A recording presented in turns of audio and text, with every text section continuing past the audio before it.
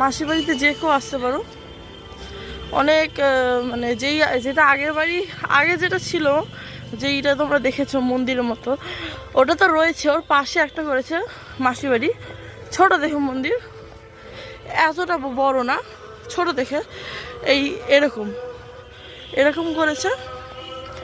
আর এখানে সাজানো রয়েছে, দেখি কতদিন এরকম সাজানো থাকে। তো সামনে গিয়ে দেখতে হবে, আর কিছুক্ষণ হাঁটতে হবে। অনেক লাইটিং লাগিয়েছে এখানে।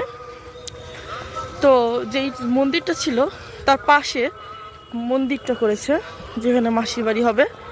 এবং রথ রাখার জায়গা, এর উল্টো দিকে যেই ঝাউ গাছগুলো ছিল সেগুলো কেটে সেখানে রাখা হবে। ঠিক আছে, তো এখানে অনেকই ঝাউ গাছ কেটে দিয়েছে। এখান দিয়ে পুরো একটা রাস্তা বানিয়ে দিয়েছে লেবেল করে, লাইটিং লাগিয়েছে। আর রথটা হবে এখানে না, এই অবধি এত বড় প্যাসেজ, এই অবধি রথ আসবে।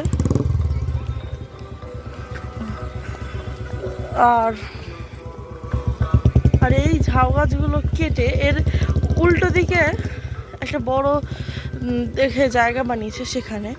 আর এইটা হচ্ছে মাসির বাড়ি, ছোট্ট।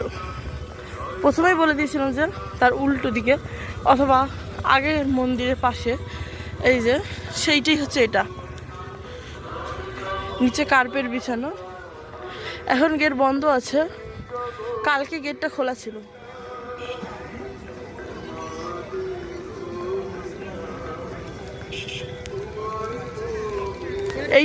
এইটা হলো সেই মাসি বাড়ি। ওখান থেকে এত দূর অবধি ঘুরে আসলাম। এবং রথ রাখা হবে এইদিকে, রথ রাখা হবে এই দিকটায়। এতখানি প্যাসেজ করেছে রথ রাখার। এটা মাসির বাড়ি, আর এটা হচ্ছে আগের যে মাসির বাড়িটা। মাসির বাড়ি না, এটা আগে মন্দির। আর আগে যে মন্দিরটা ছিল সেটা এখনো রয়েছে।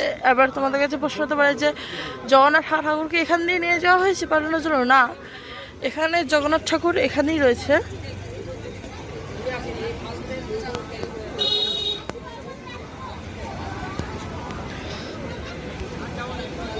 এখান দিয়ে নিয়ে যাওয়া হয়নি, ওটা বানানো হয়েছিল ওখানে। তো এইটা হচ্ছে মাসির বাড়ি বানিয়েছে। তো ভালো লাগলে অবশ্যই লাইক, শেয়ার, সাবস্ক্রাইব করবেন।